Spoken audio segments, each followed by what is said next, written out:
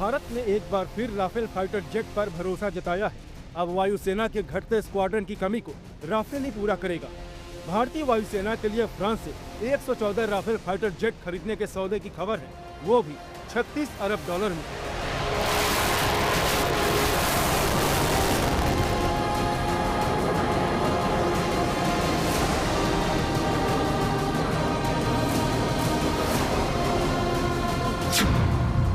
ऐसे में पहला सवाल उठता है कि इतनी महंगी डील क्यों?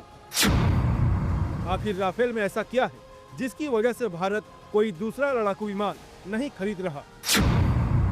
सवाल ये भी है कि आज जब भारत के पास 5th जनरेशन फाइटर प्लेन का ऑफर था, बावजूद इसके भारत ने राफेल को ही क्यों चुना? जब भारत खुद का 5th generation fighter plane advance medium combat aircraft तैयार कर रहा है, तो राफेल की क्या जरूरत?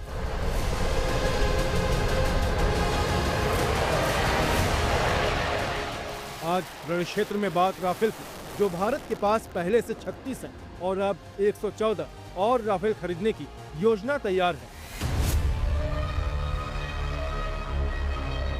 डिफेंस प्रोक्योरमेंट बोर्ड ने राफेल फाइटर जेट को लेकर मंजूरी दे दी और अब ये जल्दी ही रक्षा मंत्री राजनाथ सिंह की डिफेंस एग्जीक्यूटिव काउंसिल और cabinet committee on security affairs के पास जाएगा। वैसे फ्रांसीसी मीडिया दावा ये भी कर रहा है कि प्रधानमंत्री मोदी और इमैनुअल मैक्रों की फरवरी में होने वाली मुलाकात में इस पर आखिरी मोहर लग सकती है।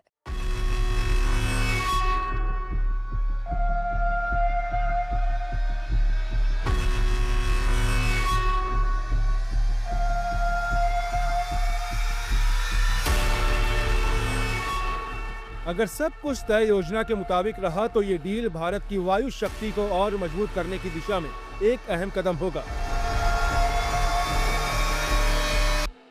प्रस्तावित राफेल डील की कुल लागत करीब 3.25 लाख करोड़ रुपए यानी लगभग 36 अरब डॉलर है, जो इसे भारत का अब तक का सबसे बड़ा रक्षा सौदा बनाता है। समझौते के तहत कुल 114 राफेल लड़ाकू विमान का F4 वर्जन खरीदे जाएंगे, जिनमें से 12 से 18 विमान पूरी तरह तैयार हालत में फ्रांस से सीधे भारत लाए जाएंगे, जबकि बाकी विमानों का निर्माण भारत में किया जाएगा।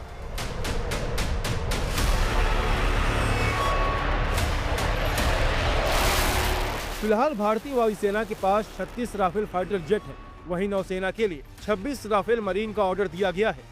अब जब वायुसेना के लिए 114 राफेल का सौदा अंतिम रूप लेता है, तो भारत के पास कुल 176 राफेल विमान हो जाएंगे।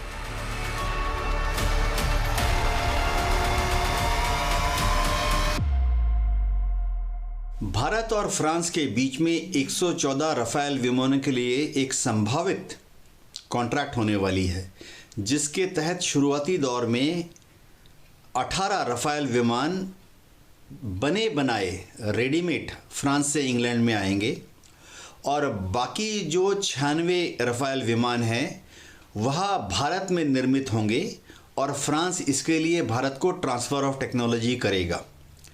लेकिन कॉन्ट्रैक्ट में यह भी लिखा हुआ है कि ज़्यादा से ज़्यादा कलपुर्जे भारत में जो बनेंगे 60% बनेंगे, 40% कलपुर्जे फिर भी फ्रांस से आएंगे। यानी अगर ये राफेल विमान भारत में आते हैं और जाहिर बात है वो अगले 30-40 साल तक उड़ेंगे, तो 40% कलपुर्जे जिनमें कि इंजन होगा, रडार होगा, हाइड्रोलिक सिस्टम के पंप होंगे, ये क्रिटिकल कंपोनेंट्स जो हैं वो फ्रांस से ही आएंगे।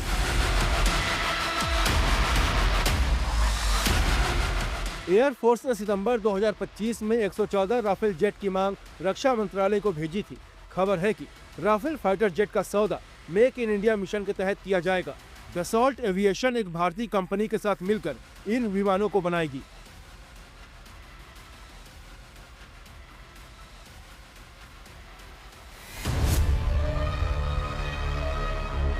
भारत का कहना है कि फ्रांसीसी कंपनी डसॉल्ट सभी 114 विमानों में हथियार, गोला बारूद और मिसाइल इंस्टॉल करे और साथ ही साथ सुरक्षित डेटा लिंक भी उपलब्ध कराए, जिससे इसे भारतीय रडार के साथ भी लिंक किया जा सके।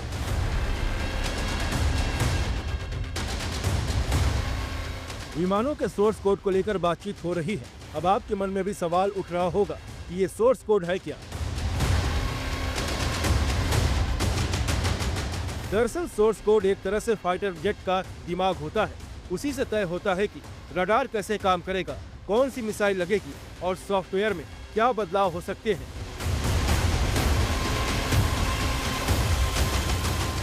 अगर सोर्स कोड आपके पास नहीं है तो आप विमान बनाने वाली कंपनी या उस देश पर निर्भर रहते हैं। भविष्य में किसी देसी हथियार या सिस्टम को जोड़ने के लिए भी अनुमति लेनी पड़ती है। सोर्स कोड जो है कंप्यूटर की वह कोड प्रणाली है जिसका इस्तेमाल करना पड़ता है अगर जहाज के अंदर जो कंप्यूटर सिस्टम है, जैसे नेविगेशन सिस्टम या वेपन डिलीवरी कंप्यूटर, उनको अगर मॉडिफाई करना हो, उनको अगर अपग्रेड करना हो तो सोर्स कोड की ज़रूरत पड़ती है।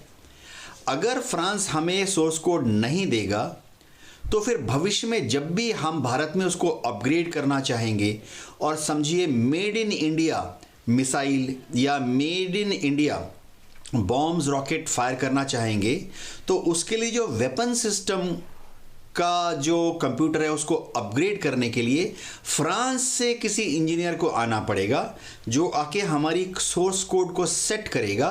उसके बाद ही हम भारत के मिराज, भारत के रफाल से भारत में निर्मित हथियारों को फायर कर पाएंगे। लेकिन ऐसा दुनिया में प्राय सभी फाइटर विमान के कॉन्ट्रैक्ट्स में किया जाता है। फ्रांस अगर हमें सोर्स कोड नहीं देता है तो ये कोई खास उत्पीड़न वाली या खास चिंता वाली बात नहीं है। माना जा रहा है कि कंपनी एयरफ्रेम निर्माण के लिए टेक्नोलॉजी ट्रांसफर भी देगी। साथ ही ज्यादा तादाद में एक ही प्लेटफॉर्म होने से राफेल के रखरखाव की लागत कम होगी। भारत में बनने वाले विमानों में स्वदेशी कम्युनिकेशन सिस्टम फिट किए जाएंगे। इसमें विमान के लिए नेत्रा और फॉल्कन अवाकस लगेंगे। वहीं ग्राउंड बेस्ड रडार और IACCS यानी integrated air command and control system के साथ बेहद सुरक्षित तरीके से real time tactical data exchange कर पाएगा। जाहिर बात है कि रफाल फाइटर विमान भारत की एयरफोर्स में अगले 30 साल 40 साल तक उड़ेगा। इस दौरान मेड इन इंडिया के तहत हम भारत में जो भी एयर टू एयर मिसाइल बनाएंगे हम बना रहे हैं, और इसी तरह से एयर टू ग्राउंड फायर करने वाले बॉम्ब रॉकेट्स मिसाइल्स बनाएंगे हम बना रहे हैं। उनको भी आस्ते आस्ते हम रफाल से फायर करना शुरू करेंगे। ऐसा करके हम भारत की जो एविएशन इंडस्ट्री है उसको और ज़्यादा आत्मनिर्भरता की तरफ ले जाएंगे। लेकिन इसके लिए हमें फ्रांस की सरकार से सोर्स कोड लेना पड़ेगा। उसके लिए एक विशेष कॉन्ट्रैक्ट करना पड़ता है। आमतौर पर सोर्स कोड लेने के लिए बहुत भारी भरकम एकमुश्त राशि देनी पड़ती है।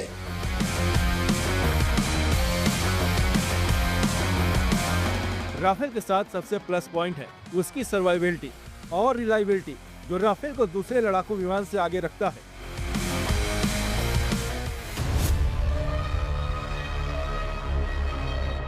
जब भारत ने नौसेना के लिए फ्रांस से 26 राफेल मरीन और एक्स्ट्रा राफेल का ऑर्डर किया तो रक्षा गलियारों में एक सवाल गूंजने उठा। वो सवाल ये था कि जब बाजार में F-35 और Su-57 जैसे 5th पीढ़ी के फाइटर जेट्स मौजूद हैं तो हम 4.5th जनरेशन के फाइटर जेट पर भरोसा क्यों जता रहे हैं? और इसका जवाब सीधा सा है। इस वक्त भारत का निशाना इस्लामाबाद नहीं बल्कि बीजिंग है। यानी राफेल को जांचा परखा जा चुका है और साथ ही साथ इन विमानों के मुकाबले भारत राफेल पर ज्यादा भरोसा कर सकता है।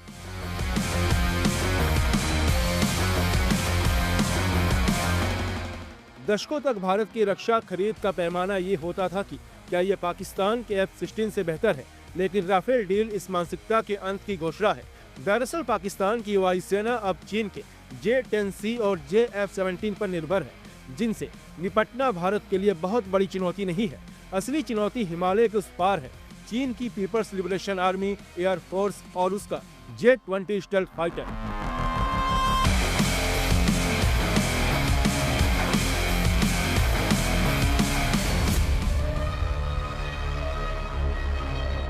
लद्दाख और अरुणाचल जैसे ऊंचाई वाले पहाड़ी इलाकों में जंग के समय ऐसे विमानों की जरूरत होती है जहां पर उसकी कागजी स्पीड पर हम निर्भर नहीं रहते, बल्कि उसकी पेलोड क्षमता ज्यादा अहम हो जाती है। और यही वजह है कि जब ऐसे ऊंचे इलाकों पर जंग होती है तो सबसे ज्यादा जरूरी और भरोसा उन्हीं विमानों पर किया जाता है जिनकी पेलोड क्षमता ज्यादा हो। राफेल को विशेष रूप से भारतीय जरूरतों के तहत ढाला गया है, जो लेह की जमा देने वाली ठंड में भी चीन के J-20 पर भारी पड़ने का मादा रखता है।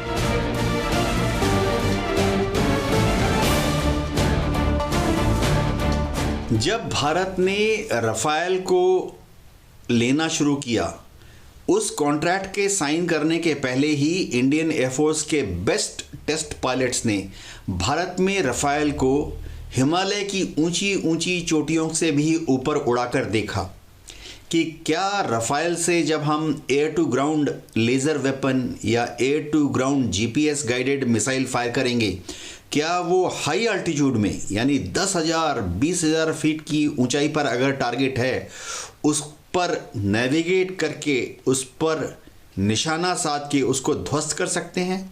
इन ट्रायल्स में राफेल बहुत ही शानदार तरीके से पास हुआ। उसके बाद ही इंडियन एयरफोर्स ने राफेल खरीदने के लिए भारत सरकार से अनुमति ली।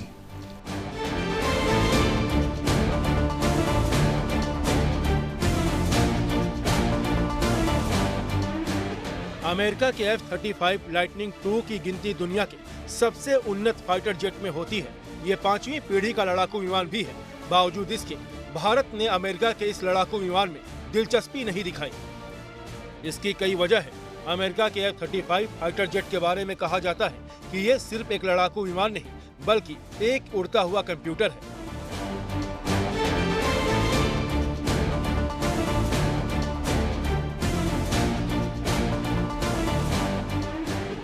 F-35 का डेटा लिंक अमेरिका के सेंट्रल सर्वर से जुड़ा रहता है। रक्षा विशेषज्ञों का मानना है कि भारत अपनी न्यूक्लियर कमांड और संवेदनशील सामरिक डेटा को अमेरिकी निगरानी में नहीं रख सकता।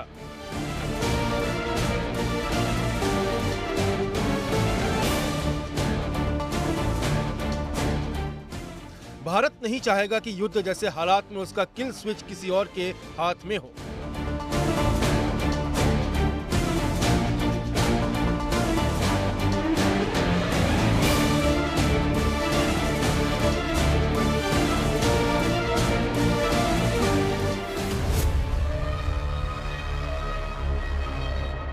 अमेरिका से डोनाल्ड ट्रंप बार बार भारत के ऊपर दबाव डाल रहे हैं कि भारत अमेरिका से F-35 फाइटर विमान खरीद ले।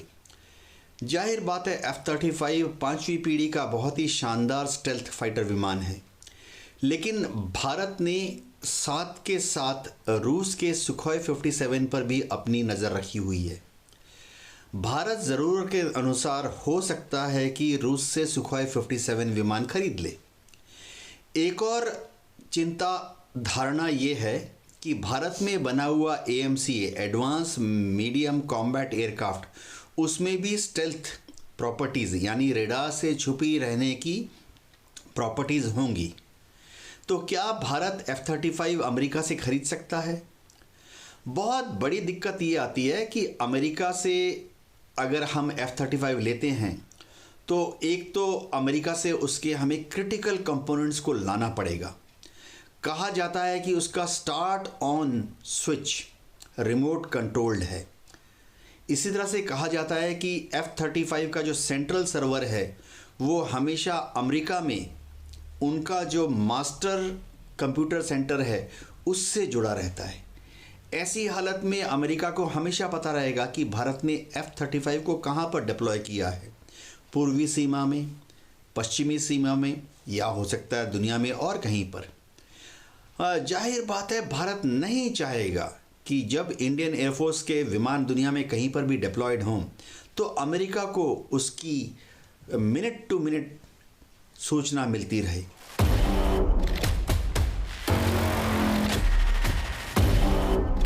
अतीत की बात करें तो अमेरिका ने F-16 के स्पेयर पार्ट्स रोककर पाकिस्तान को खूब परेशान किया था। इसके उलट फ्रांस का रिकॉर्ड बेदाग है। वो भारत के किसी भी युद्ध, चाहे कारगिल हो या बालाकोट के बाद के हालात, उस वक्त में हथियार सप्लाई नहीं रोका।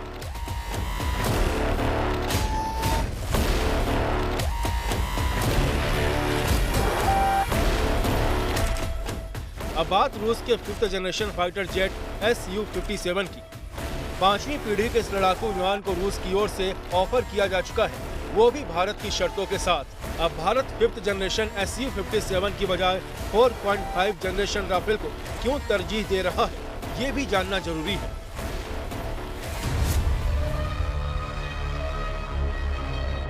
रूस और भारत बहुत अच्छे सहयोगी हैं, इसमें कोई दो राय नहीं। लेकिन Su-57 को लेकर भारत रूस पर भरोसा नहीं कर सकता।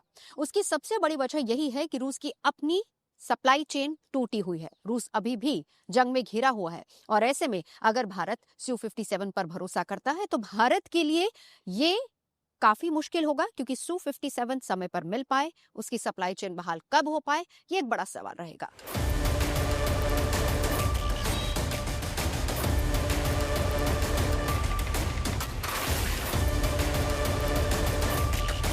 रूस के Su-57 को लेकर सबसे बड़ा सवाल यही है कि ये अभी पूरी तरह परखा हुआ फाइटर प्लेटफॉर्म नहीं माना जाता है। रूस खुद इसे सीमित संख्या में ही अपनी वायुसेना में शामिल कर पाया है और बड़े पैमाने पर इसका ऑपरेशनल इस्तेमाल अब तक नहीं दिखा है। इसके इंजन स्टेल्थ क्षमता और मेंटेनेंस को लेकर भी समय समय पर सवाल उठते रहे हैं। कई एविएशन एक्सपर्ट्स का मानना है कि Su-57 की रडार से बचने की क्षमता अमेरिका या चीन के फाइटर जेट्स के मुकाबले कमजोर है।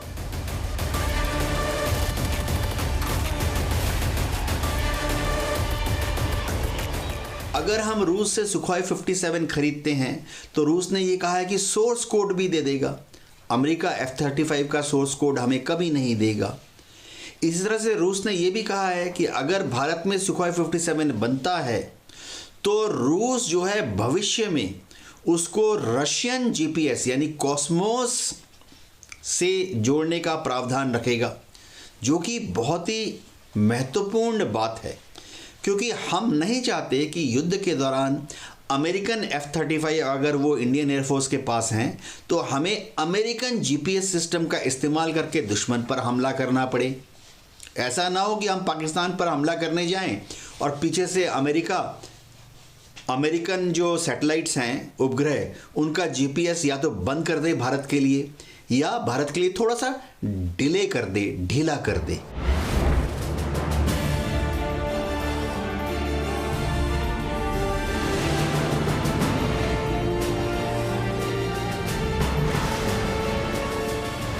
राष्ट्र सुरक्षा को लेकर भारत की नीति साफ है कि ताकत ही शांति की सबसे मजबूत गारंटी होती है। यही वजह है कि भारत देश की सुरक्षा से जुड़ी हर बारीक से बारीक पहलू का विश्लेषण कर रहा है।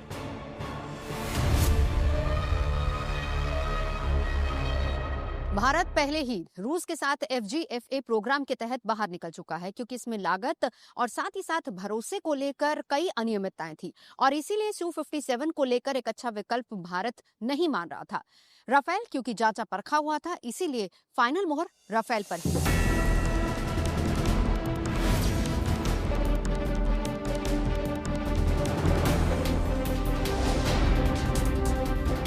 भारतीय वायुसेना के पास अभी सिर्फ 29 फाइटर स्क्वाड्रन है, जबकि जरूरत 42.5 की है। स्वदेशी प्रोग्राम में देरी से ये गैप बढ़ गया है।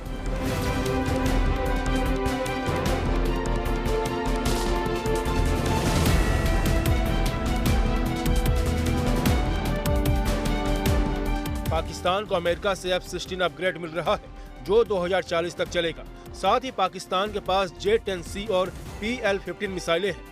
वो J-35 5th जनरेशन जेट लेने की कोशिश में है। वहीं चीन के पास 400 J-20 जेट है। ऐसे में भारत को जल्दी मजबूत फाइटर फ्लीट चाहिए। राफेल चुनने से एक ही तरह का फ्लीट रहेगा, मेंटेनेंस आसान होगा।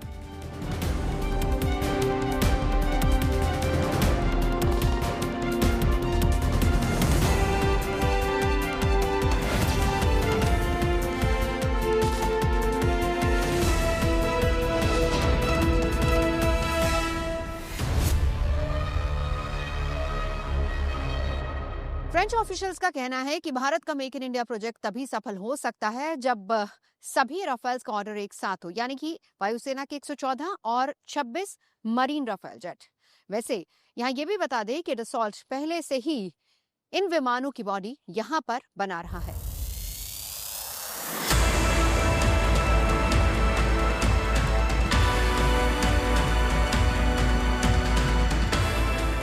5 जून 2025 को दसाल्ट एविएशन और टाटा एडवांस सिस्टम लिमिटेड ने 4 प्रोडक्शन ट्रांसफर एग्रीमेंट पर हस्ताक्षर किए, जिसके तहत राफेल फाइटर जेट का फ्यूजलेज भारत में बनाया जाएगा।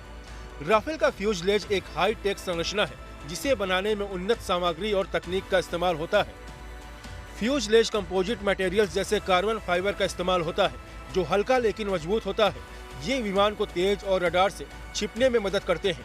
फ्यूजलेज में टाइटेनियम और एल्युमिनियम का भी मिश्रण है, जो उच्च तापमान और दबाव को झेलने में काम आता है। इसके साथ ही फ्यूजलेज में रडार एब्जॉर्बिंग मटेरियल लगा है, जिससे स्टेल्थ क्षमता बढ़ जाती है। फ्यूजलेज का डिजाइन राफेल को कई तरह की ताकत देता है, जिसमें पेलोड से लेकर स्पीड और कॉकपिट से लेकर सेंसर और रडार तक में मदद देता है।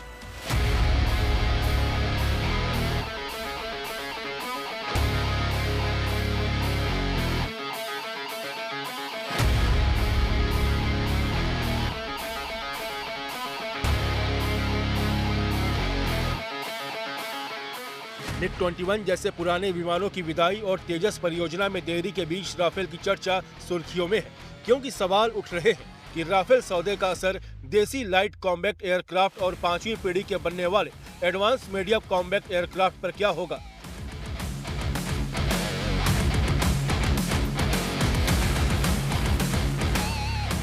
रक्षा जानकारों का मानना है कि राफेल डील से तेजस और एमका को लॉन्ग रन में काफी फायदा होगा।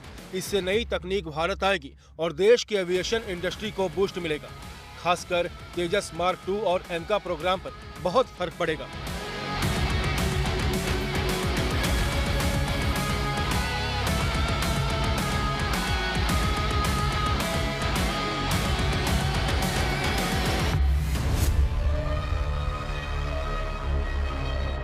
जब हम फ्रांस से 114 रफाल खरीदेंगे तो उनमें से 96 का निर्माण भारत में ही किया जाएगा। ट्रांसफर ऑफ टेक्नोलॉजी फ्रांस हमें देगा। अब इसके तहत फ्रांस हमें अलग अलग छोटे छोटे महत्वपूर्ण कलपुर्जे बनाने की टेक्नोलॉजी भी देगा। यानी जहाज में काफ़ी सिस्टम्स होते हैं, सब सिस्टम्स होती हैं। जहाज में काफ़ी छोटी बड़ी असेंबलीज जैसे hydraulic system, pneumatic system, electrical system होती हैं, उनकी सब असेंबलीज होती हैं, जैसे एसी कन्वर्टर, डीसी मोटर। तो फ्रांस ये सब टेक्नोलॉजी भारत को देगा। उम्मीद ये की जाती है कि जब भविष्य में भारत एमका फाइटर विमान बनाएगा, एडवांस मीडियम कॉम्बैट एयरक्राफ्ट, या तेजस का ही तेजस 1A का ही एडवांस वर्जन तेजस 2 बनाएगा, तो फ्रांस से सीखे हुए कुछ इम्पॉर्टेंट हवाई जहाज के कलपुर्जे और इलेक्ट्रॉनिक सर्किट हम तेजस मार्क 2 में और एमका में लगाएंगे। उससे दो चीज़ होंगी। एक तो तेजस मार्क 2 और एमका का जो ऑपरेशनल परफॉर्मेंस होगा वो थोड़ा ऊंचे स्तर का होगा। दूसरी बात, हमारा ये जो साइंटिस्ट हैं, डीआरडीओ के जो साइंटिस्ट हैं, उनका काफ़ी समय बच जाएगा।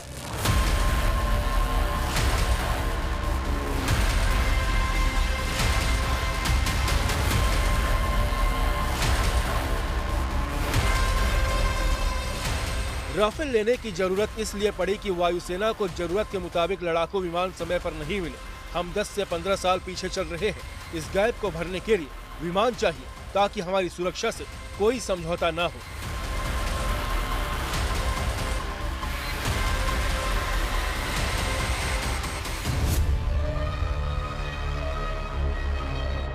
राफेल का सौदा भारत के लिए ज्यादा मुफीद क्यों, इसे जानना समझना बहुत जरूरी है।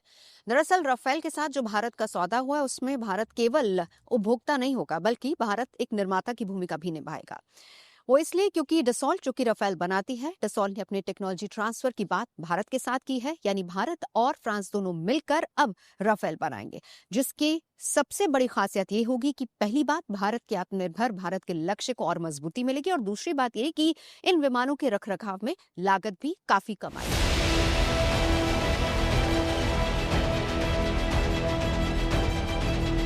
हवाई ताकत से किसी भी तरह का समझौता ना हो, इसके लिए भारतीय वायुसेना ने अगले 1 दशक के भीतर अपनी ताकत को दोगुना करने का एक मेगा प्लान तैयार किया है। फ्रांस के साथ 114 राफेल लड़ाकू विमान के सौदे को अंतिम रूप देने के साथ ही भारत ने अगले 10 साल में 430 नए लड़ाकू विमानों को शामिल करने का लक्ष्य रखा है।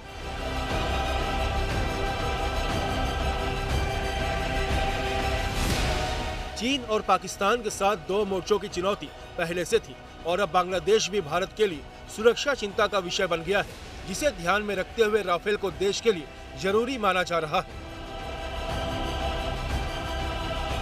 बांग्लादेश की एक छोटी सी एयरफोर्स है, ना के बराबर। उनके पास एक स्क्वाड्रन करीबन 12 या 14 F-7 विमान हैं जो कि MiG-21 के बहुत पुराने मॉडल हैं, उन्होंने चीन से ले लिए थे। और इसी तरह से बांग्लादेश की एयरफोर्स में करीबन 6 MiG-29 विमान हैं जो कि MiG-29 विमान के शुरुआती संस्करण है, आज से 40 साल पहले वाला MiG-29। तो भारत को बांग्लादेश की एयरफोर्स की कोई ख़ास चिंता नहीं है। हमारा मेन फोकस जो है वो चीन है, क्योंकि चीन की एयरफोर्स में 66 से ज़्यादा फाइटर स्क्वाड्रन हैं। हाँ, हमारा फोकस पाकिस्तान की तरफ भी है, क्योंकि पाकिस्तान की एयरफोर्स में 24 से ज़्यादा फाइटर स्क्वाड्रन हैं। इनके मुकाबले आज की तारीख में इंडियन एयरफोर्स में मात्र 28 फाइटर स्क्वाड्रन हैं, 28। तो इसीलिए हम जल्दी राफेल लेने की कोशिश कर रहे हैं। 114 राफेल, यानी समझ लीजिए 6 राफेल के फाइटर स्क्वाड्रन, ताकि हम 2 फ्रंट वॉर होने पर पाकिस्तान का भी मुकाबला कर सकें और चीन को भी संभाल सकें।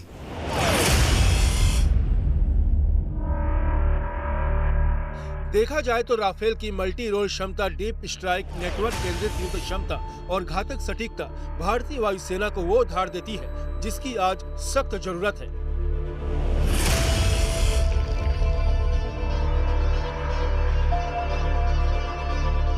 राफेल फाइटर जेट हवा में प्रभुत्व स्थापित करने के साथ साथ जमीनी ठिकानों पर सर्जिकल वार और समुद्री इलाकों में भी निर्णायक भूमिका निभाने की क्षमता रखता है। रण क्षेत्र में फिलहाल यहाँ रुकेंगे एक ब्रेक के लिए। आप देखते रहिए गुड न्यूज टुडे।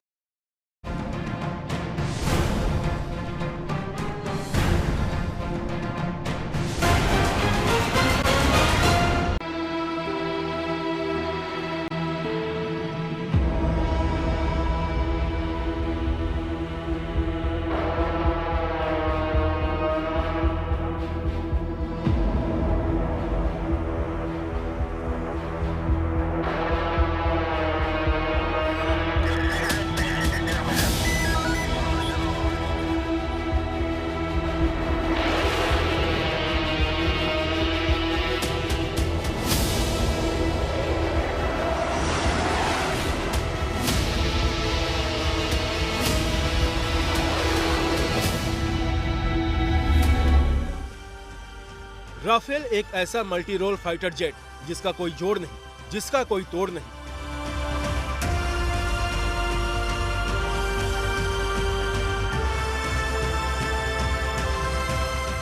भारत के पास 36 राफेल फाइटर प्लेन है। एक स्क्वाड्रन हरियाणा के अंबाला में तैनात है, जबकि दूसरे की तैनाती पश्चिम बंगाल के हासीमारा बेस पर की गई है। दिल्ली से महज 200 किलोमीटर की दूरी पर स्थित अंबाला एयरबेस रणनीतिक महत्व का स्क्वाड्रन रहा है, जो दिल्ली में वेस्टर्न एयर कमांड के अधिकार में आता है।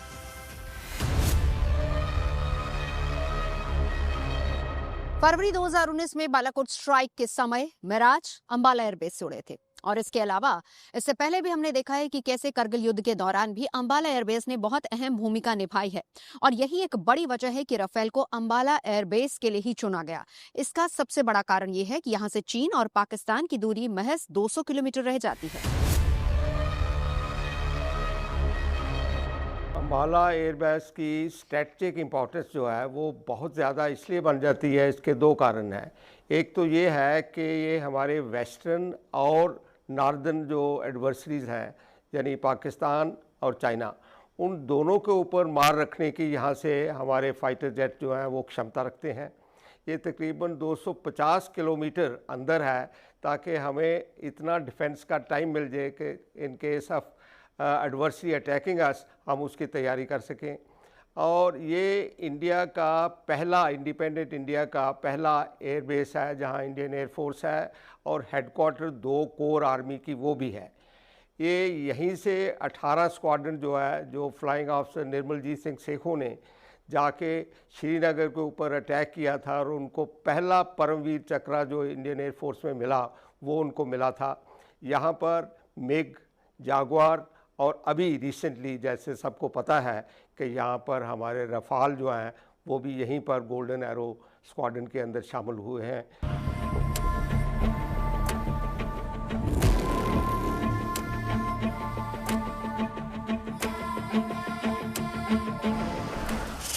अंबाला एयरबेस पाकिस्तान के सरगोधा एयरबेस के नजदीक है। अंबाला एयरबेस पर तैनाती से पश्चिमी सीमा पर पाकिस्तान के खिलाफ तेजी से एक्शन लिया जा सकेगा। वहीं चीन की सीमा से भी इसकी दूरी 200 किलोमीटर है। अंबाला एयरबेस से 300 किलोमीटर दूर लेह के सामने चीन का गरगुंसा एयरबेस है, जो राफेल के टारगेट में आता है।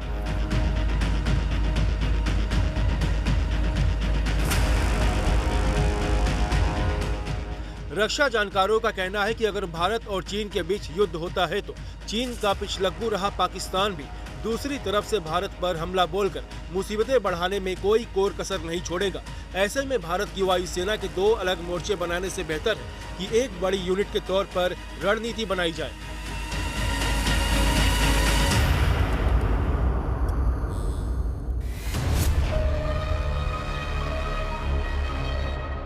फ्रंट वार की बात काफ़ी देर से चल रही है, पर अभी ये एक रियलिटी बन गई है। और लॉन्ग टाइम बैक महान JRD टाटा को जब उनको एक दिया गया सर्वे करने को और एक उन्होंने रिपोर्ट सबमिट की और उन्होंने कहा कि इंडिया को 2 फ्रंट वार के लिए तकरीबन 66 स्क्वाड्रन की ज़रूरत है, पर भारत सरकार ने 42 स्क्वाड्रन जो अप्रूव किए। अभी हमारे पास 33 स्क्वाड्रन हैं, जिसमें से 2 स्क्वाड्रन जो हैं जैसे आप जानते हैं रफाल के हैं, मिग के हैं, मिग 29 के हैं, सू के हैं, SU-30 के हैं, SU-35 भी है। तो ये 2 फ्रंट वार के अंदर ये बहुत ही इम्पॉर्टेंट और पावरफुल भूमिका अंबाला एयरबेस की रहेगी। पश्चिम बंगाल के हासीमारा एयरबेस पर राफेल की तैनाती की गई है। ये वो इलाका है जहां से देश की पूर्वी सीमा पर पुख्ता निगरानी का इंतजाम हो सकेगा। साथ ही चीन सीमा पर भी पैनी नजर रखी जा सकेगी। हासीमारा और सिलीगुड़ी कॉरिडोर की दूरी करीब 100 किलोमीटर है। यहां से एक साथ सेंट्रल और ईस्टर्न तिब्बत में चीन पर नजर रखी जा सकती है। साथ ही चीन के एयरबेस और मिलिट्री स्टेशंस पर निगाहें रख सकते हैं। वहीं डोकलाम पर नजर रखना आसान हो गया है। डोकलाम में भारत चीन के बीच लंबे वक्त तक विवाद रहा था। सबसे खास बात यह कि हासीमारा पर राफेल की तैनाती के साथ चीन के शिगात्से एयरबेस के ऑपरेशंस पर भारत 21 साबित होगा। शिगात्से एयरबेस को 2017 के डोकलाम स्टैंड ऑफ के बाद ही खड़ा किया गया था। शिगात्से के नजदीक ही चीन ने गारीगुंसा में एक सरफेस टू एयर फैसिलिटी भी तैयार कर ली है। ऐसे में चीन की बढ़ती पावर को काउंटर करने के लिए हासीमारा में राफेल के और स्क्वाड्रन की तैनाती अचूक दांव साबित होगा।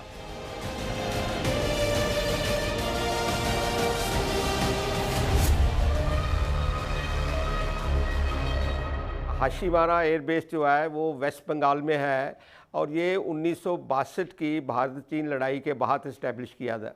इसकी इम्पोर्टेंस ये है कि ये चुंबी वैली जो कि इंडिया, भूटान और तिब्बत के कोने पर है, वहाँ पर ये चाइना को देखने के लिए हमारे लिए बहुत ही इम्पोर्टेंट है। और वहाँ रफाल के 2 स्क्वाड्रन जो हैं वो भारत की शक्ति को बहुत ज़्यादा ताकत प्रदान करेंगे।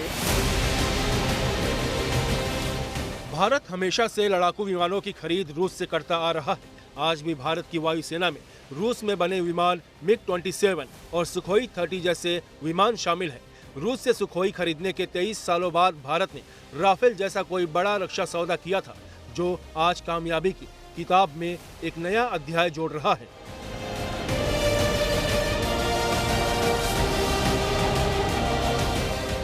राफेल खरीदने की सबसे बड़ी वजह यह भी थी कि इस लड़ाकू विमान की लागत का करीब 30% अकेले रडार और सेल्फ प्रोटेक्शन सिस्टम उपकरणों पर खर्च किया गया, जिसके कारण इसका पता लगाना और निशाना बनाना बेहद मुश्किल है। राफेल का रडार सिस्टम 100 किलोमीटर के दायरे में भी टारगेट को डिटेक्ट कर लेता है। राफेल फाइटर जेट में RBE-2AA active electronically scanned array यानी ऐसा रडार लगा है जो लो ऑब्जर्वेशन टारगेट को पहचानने में मदद करता है। इसमें सिंथेटिक अपर्चर रडार SAR भी है जो आसानी से जाम नहीं हो सकता, जबकि इसमें लगा एक्सपेक्ट्रा लंबी दूरी के टारगेट को भी पहचान सकता है।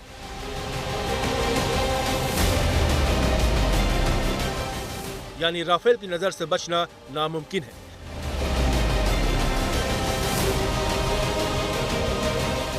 लीबिया में राफेल ने अपनी जंगी काबिलियत की वजह से दुनिया का ध्यान अपनी ओर खींचा।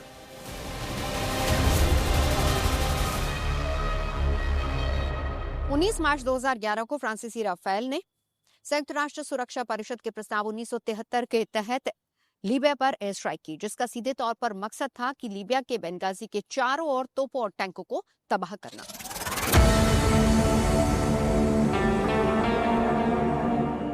24 मार्च 2011 को बताया गया कि राफेल ने रनवे पर खड़े लीबियाई वायुसेना के G-2 गैलेब लाइट अटैक ट्रेनर विमान को खाक में मिला दिया है।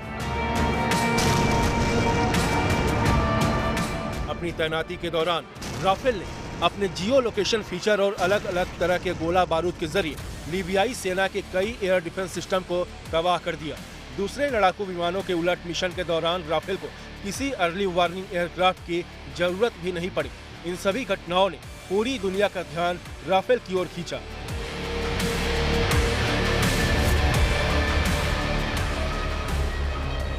राफेल ने कई मोर्चों पर अपनी काबिलियत को साबित किया है। सीरिया, लीबिया, इराक में कई बार राफेल का परीक्षण हो चुका है और इसने अपनी काबिलियत वहां पर दर्शाई भी है। वहीं दूसरी तरफ चीन के विमानों की बात करें तो अभी तक ग्राउंड पर इनका कोई ठोस परीक्षण नहीं हुआ है। यानी कुल मिलाकर अगर देखा जाए तो चीनी विमानों के मुकाबले राफेल का पलड़ा ज्यादा भारी नजर आता है। चीन हमेशा से ही तकनीक चुराने में माहिर रहा है। उसके विमान रूसी और अमेरिकी विमानों की सस्ती नकल है। अब नकल है, जाहिर है चीज भी वैसी ही होगी।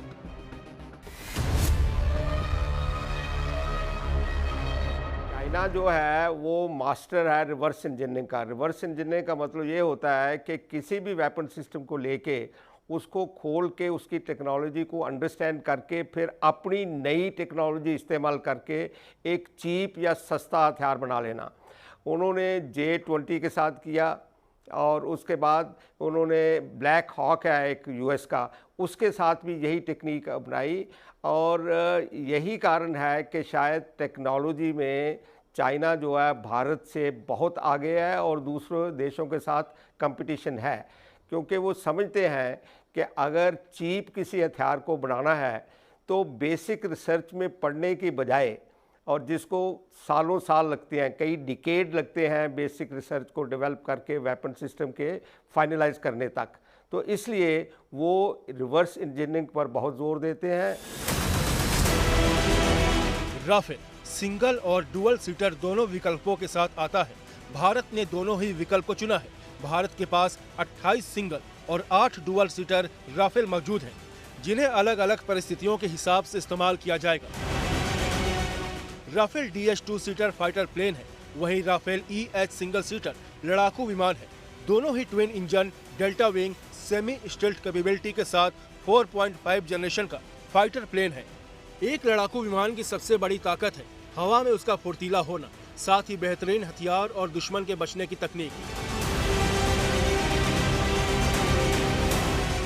कोई फाइटर प्लेन कितनी दूरी से देख सकता है और कितनी दूर तक मार कर सकता है, और ये सारा कॉम्बो राफेल के पास है।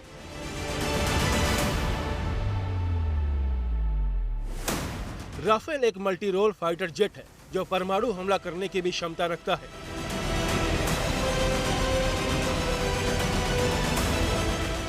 हवा से हवा और हवा से जमीन पर हमला करने में इसका कोई सानी नहीं, क्योंकि राफेल के पास दुनिया की बेहतरीन मिसाइल का एक बड़ा बेड़ा मौजूद है। राफेल की अधिकतम स्पीड 1389 किलोमीटर प्रति घंटा है और वहीं इसकी रेंज 3700 किलोमीटर 60 घंटे तक लगातार हवा में उड़ान भरने में सक्षम राफेल अपने साथ 24.5 टन का हथियार ले जा सकता है। यही नहीं, राफेल महज 1 मिनट में 36,000 फीट से 60,000 फीट की ऊंचाई तक जा सकता है। लिहाजा मैदान जंग में इसके शूट डाउन होने का खतरा बेहद कम है। परमाणु हथियारों से लैस राफेल हवा से हवा में 150 किलोमीटर तक मिसाइल दाग सकता है और हवा से जमीन तक इसकी मारक क्षमता 300 किलोमीटर है। यानी अब बालाकोट जैसा ऑपरेशन अंजाम देने के लिए सरहद को लांघना जरूरी नहीं, सरहद के इस पार से ही आतंकी अड्डों को तबाह किया जा सकता है। राफेल में लगी स्कैल्प और मेट्योर मिसाइलें इसे और विध्वंसक बनाती है। राफेल में लगने वाली स्कैल्प मिसाइल हवा से जमीन पर मार करने में सक्षम है। ये मूविंग टारगेट को भी आसानी से निशाना बना सकती है। स्कैल्प मिसाइल से 300 किलोमीटर दूर तक निशाना बनाया जा सकता है। स्कैल्प रात और दिन दोनों समय में काम करने में सक्षम है। INS और GPS से लैस आधुनिक नेविगेशन सिस्टम स्कैल्प मिसाइल को अचूक बनाती है। स्कैल्प मिसाइल पारंपरिक वारहेड ले जाने में सक्षम है और इसे जमीन के अंदर और बुनियादी ढांचे पर हमला करने के लिए तैयार किया गया है। जमीन के अंदर बने बंकरों को स्कैल्प तबाह कर सकती है। स्काल्प मिसाइल सिस्टम जो है ये एंग्लो फ्रेंच मिसाइल सिस्टम है। इसको फ्रेंच में तो स्काल्प बोलते हैं और इंग्लैंड में इसको स्टॉर्म शैडो बोलते हैं। अभी इसका रेंज तकरीबन 400 किलोमीटर का है और इसका पेलोड भी 400 किलोग्राम है। इसका रोल बेसिक जो है वो डीप स्ट्राइक और एयर डोमिनेंस के लिए किया जाता है।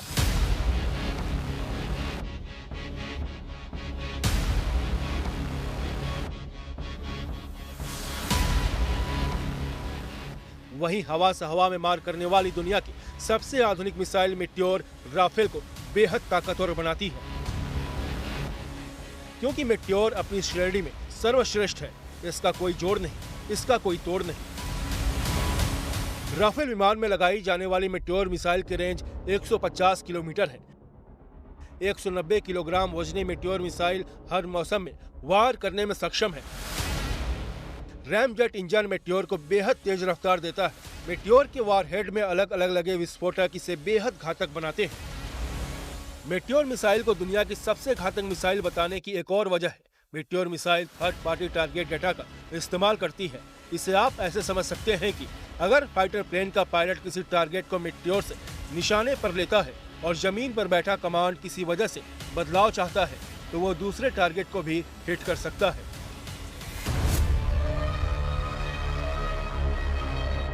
मेट्योर मिसाइल एक यूरोपियन वेपन सिस्टम है जिसको रफाल में इस्तेमाल किया जाता है और इसका बेसिक रोल जो है एयर टू एयर स्ट्राइक के लिए है और ये बहुत पावरफुल ऐसा मिसाइल सिस्टम है जो रफाल के अंदर इस्तेमाल करते हैं।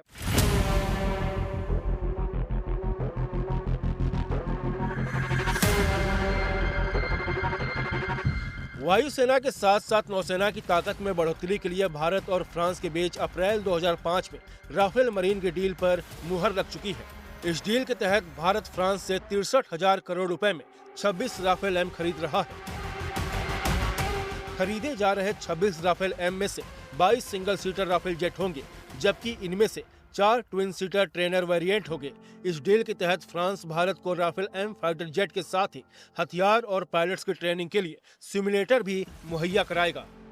इसके अलावा एग्रीमेंट में फाइटर जेट्स का रखरखाव और लॉजिस्टिक सपोर्ट भी शामिल है।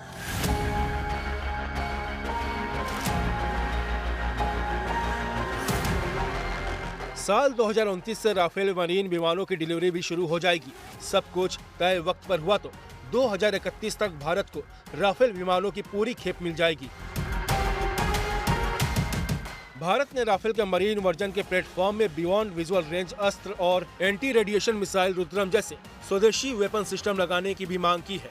डील के तहत भविष्य में राफेल एम में लगाए जाने वाले कुछ कंपोनेंट और इक्विपमेंट भी भारत में ही तैयार किए जाएंगे।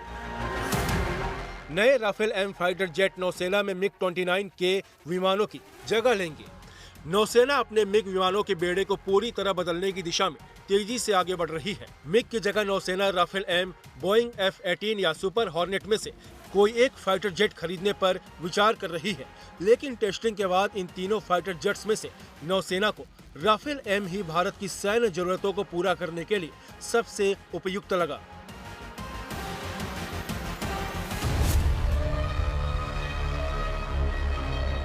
छब्बीस जो रफेल हैं ये तकरीबन 2029 तक मिलने शुरू होंगे और 2 साल तक मिलते रहेंगे।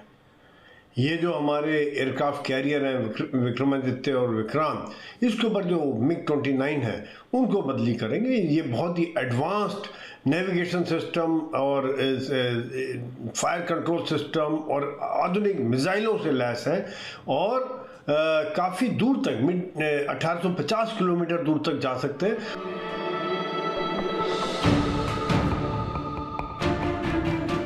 वायुसेना में इस्तेमाल हो रहे राफेल की तरह ही नेवी में इस्तेमाल होने वाले राफेल एम में ऐसी कई खूबियां हैं जो इसे युद्ध का गेम चेंजर बना देती है। राफेल एम 2222 किलोमीटर प्रति घंटे की रफ्तार से उड़ान भरने में सक्षम है।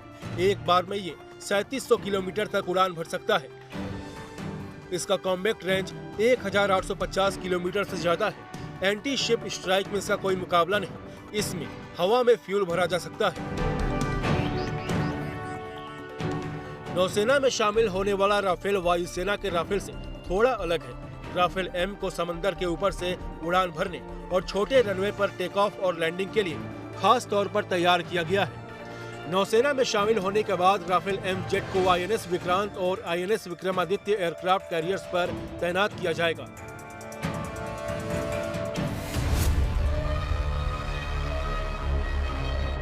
एयरक्राफ्ट कैरियर पे इसको डेक करने के लिए, इसको पार्क करने के लिए और फिर वहीं पे लिमिटेड स्पेस में उसको हर तरह के सर्विसिंग करने के लिए इसमें जो चेंजेस होते हैं वो अलग होते हैं। तो मैं इन सब चीजों के लिए हम लोगों ने LCA पे भी काम किया हुआ है। राफेल मरीन परमाणु हमला करने में सक्षम है, जो हवा से हवा में मार करने वाली मिसाइल उल्का, हवा से जमीन पर मार करने वाली मिसाइल स्कैल्प और हैमर से लैस है।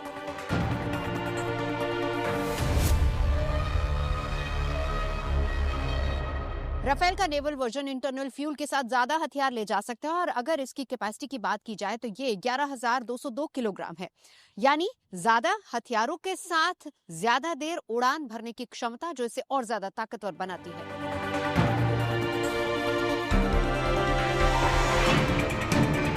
नौसेना में राफेल एम के शामिल होने के साथ ही समंदर की सरहदों पर भारत की हवाई ताकत में अभूतपूर्व इजाफा होने जा रहा है।